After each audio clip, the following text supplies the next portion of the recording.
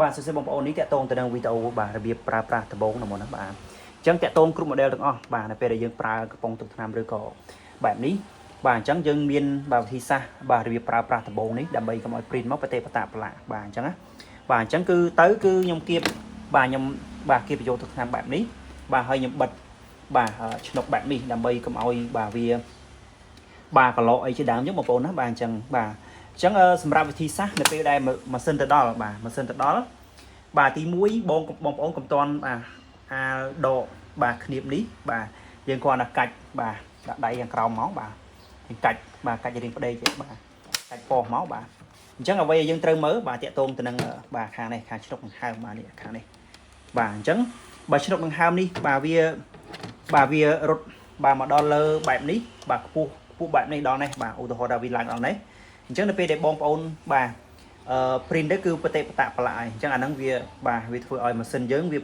បាទវាប្រឡាក់វាអីហ្នឹងទៅបាទហើយវាឆាប់មានបញ្ហាតាក់ទងទៅនឹង head ហើយមួយទៀតគឺនៅពេលដែលយើងលើកបាទកំតន់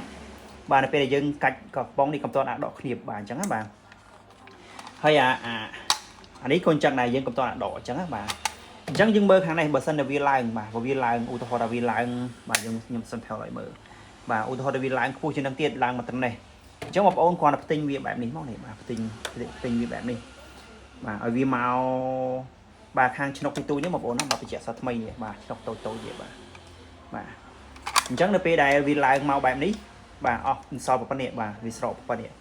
បាទយើងផ្ទិញមកបន្ទាប់ពីយើងផ្ទិញសល់ប៉ុណ្ណេះអាហ្នឹងក៏អូខេបាទអញ្ចឹងយើងចាប់វាណែនបាទចាប់វាណែនដាក់ចូលវាវិញមកដាក់ចូលវាមកបាទហើយបន្តមកយើងសេរីបាទយើងសេរីអានេះដាក់ចូលវិញអានេះសម្រាប់បាទពពុះ Epson បាទអញ្ចឹងដាក់វាចូលវិញមកបន្តមកគឺយើងដកឆ្នុកតូចបាទដកអស់មកឆ្នុកតូចនេះបាទហើយបន្តមកដកគ្នាបបាទហ្នឹងបន្តមកទៀតគឺយើងបើកម៉ាស៊ីនឲ្យ clean មួយទៅអាហ្នឹងគឺចប់រឿងបងប្អូនណាបាទអញ្ចឹងរបៀបប្រើប្រាស់ដំបូងបាទសម្រាប់ model PX បាទM50 41S បាទគឺមានតែប៉ុណ្្នឹងបាទអរគុណច្រើនបាទ